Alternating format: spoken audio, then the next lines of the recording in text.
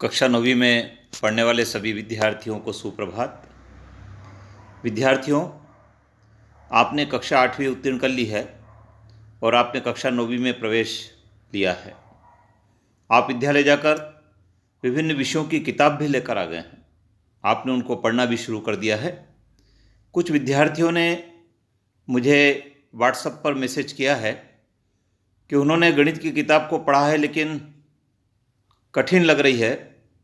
पहले चैप्टर में उनको कुछ बातें समझ में नहीं आ रही है। साथ ही कुछ विद्यार्थियों ने यह भी लिखा है कि हमको प्रश्न उत्तर कैसे लिखना है, इसके संबंध में उन्होंने जानकारी चाहिए है। विद्यार्थियों में आप सभी के लिए विज्ञान की जो किताब है कक्षा 9वीं की, उसके अध्याय 1 पर कुछ छोटे छोटे प्रश्नों के उत्तर लिखकर डिस्कस कर रहा हूँ। आप किताब को पढ़ें, छोटे छोटे प्रश्न बनाएं और उनके उत्तर लिखने का आप लोग प्रयास करें, तो आपको वो जो चैप्टर है, वो जो टॉपिक है, वो पूरा समझ में आ जाएगा। मैंने इस वीडियो में आपके लिए 8 प्रश्नों के उत्तर तैयार किए हैं।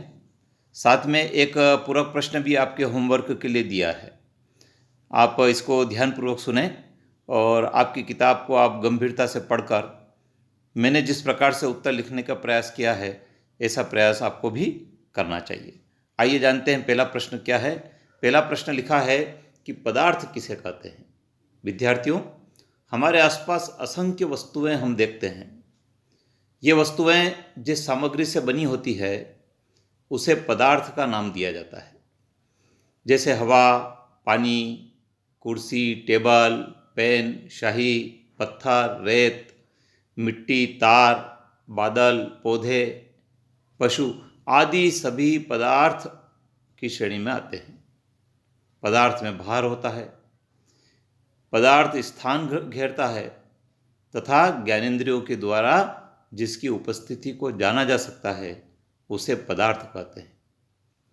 दूसरा प्रश्न है, विद्यार्थी, पंचतत्व किसे कहते हैं।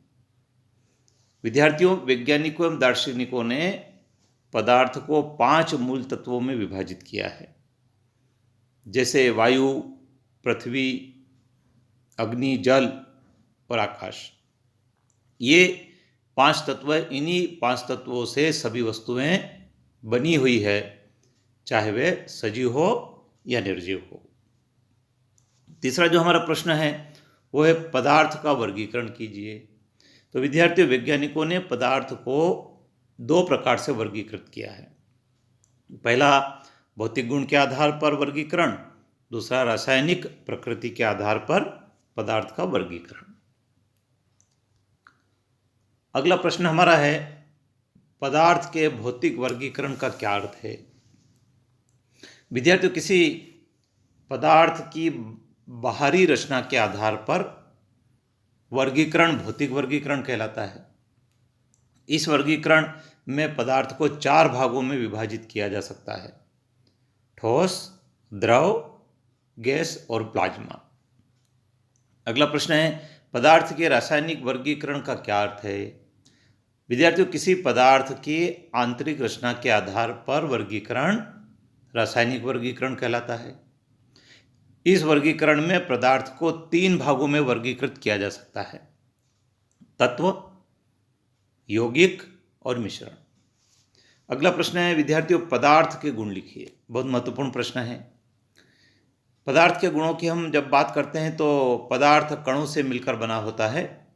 ये कण छोटे छोटे कणों में विभाजित होते हैं।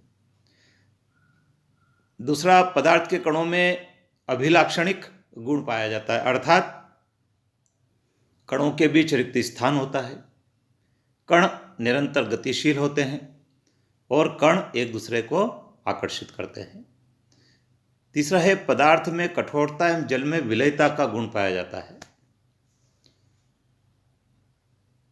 पदार्थ पारदर्शी होते हैं और ऊष्मा के चालक भी होते हैं। और पदार्थ में विसरण का गुण भी पाया जाता है।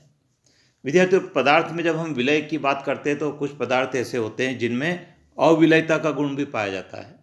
जैसे पत्थर है, लोहा है, लकड़ी है, ये अविलयता के गुण वाले पदार्थ होते हैं। और विलयता के गुण वाले पदार्थ में हम शक्कर को देखते हैं, नमक को देखते हैं। इसी प्रकार पदार्थ में विसरण का गुण पाया जाता है।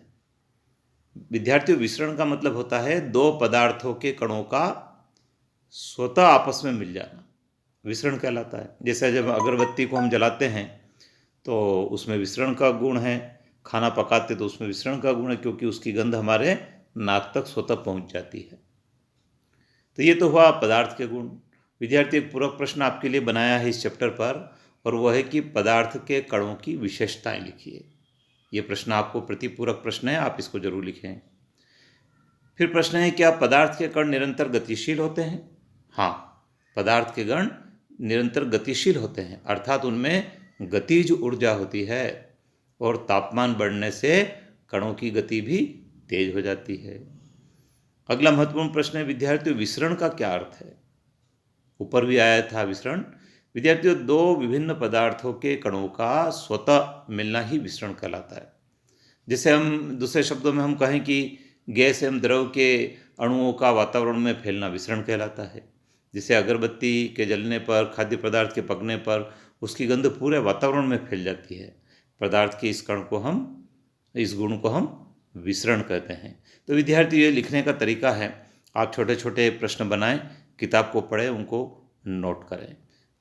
अगली कोई भी आपकी क्वेरी है तो आप मुझे अपने व्हाट्सएप ग्रुप में डालें, ताकि मैं उसके ऊपर भी आपको मार्गदर्शन देने का प्रयास करूंगा। विद्यार्थियों, आप अपने अधिक से अधिक मित्रों को इसको शेयर करें, जिससे कि अधिक से अधिक विद्यार्थियों को इसका लाभ मिल सके। धन्यवाद।